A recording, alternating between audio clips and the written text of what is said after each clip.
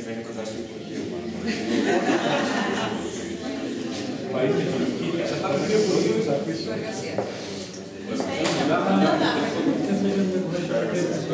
Υπάρχει τέτοιο Υπουργείο.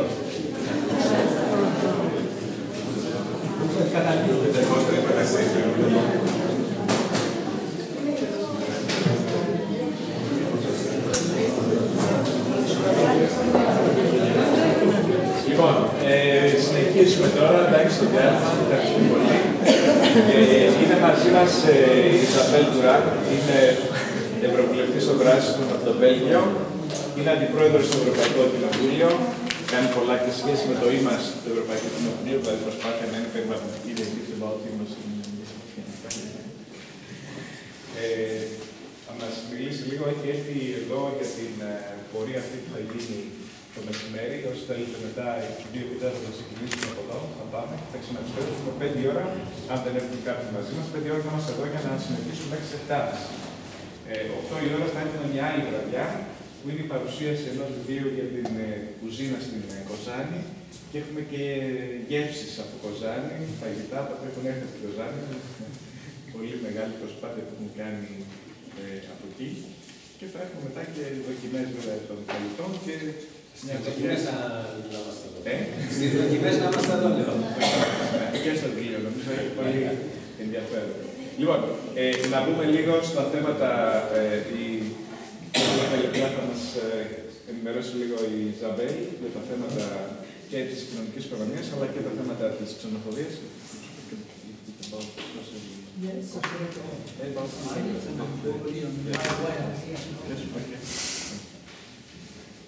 Okay, so thank you, Nikos, for your invitation. So I'm here because invite me, and it's a real opportunity for me as a Green MEP and to feel with you which is the real situation in Greece, and not only the figures, the discussion about Troika, about the environment, but it's very important for me and also for all the Greens to feel the real situation and also the real potentialities of the people in Greece in order to begin the rebuilding of a real economy. And I think that what we try to do today is, of course, my contribution to this goal, to use social economy as a way to rebuild a real economy and a real possibility for Greek people to find, yes, of course, a job, an income, and also the capacity to on local level and on little level to develop a real economic activities.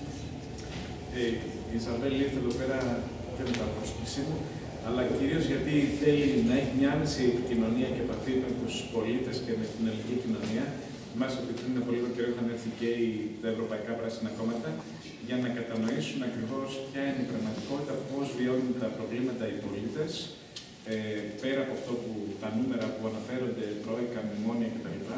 Και βέβαια από την άλλη μεριά να δει πώς μπορεί να ξαναστηθεί στα πόδια σε αυτή η κοινωνία και να δημιουργούν καινούργιες οικονομικές δραστηριότητες, οι οποίες και νομίζω ότι αυτό το θέμα της κοινωνικής οικονομίας είναι μια πολύ βασική δυνατότητα που υπάρχει και για να δημιουργούν θέσεις εργασίας και για να δημιουργούν καινούργιες δραστηριότητες που θα καλύψουν τις ανάγκες της κοινωνίας. Also, I will be example in the demonstration because it's another problem, a very important problem today, of course.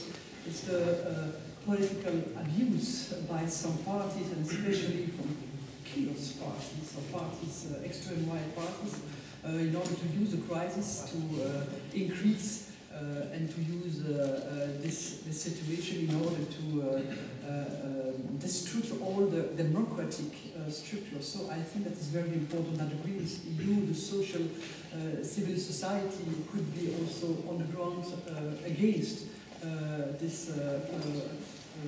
horrific strategy of extreme right and very xenophobic and racist trend here in Greece.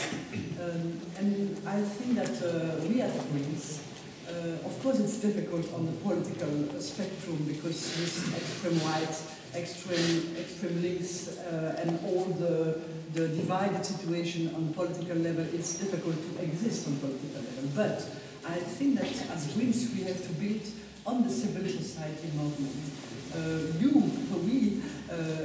We have to do facing and also to demonstrate our capacity to be also close to the people, close to the realities, not only with big green utopia, but with real answer in the situation, in the daily life of the people.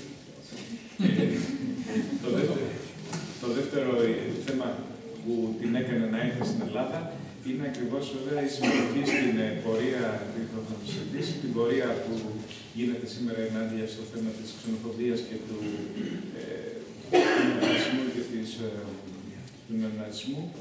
Είναι κάτι πάρα πολύ σημαντικό, γιατί πρέπει να αντισταθούμε σε αυτή τη λογική να χρησιμοποιηθεί η κρίση για να αναπτυχθούν ξενοφοβικές στρατηγικές και στρατηγικές αυτές ακραίων πολιτικών δυνάμεων.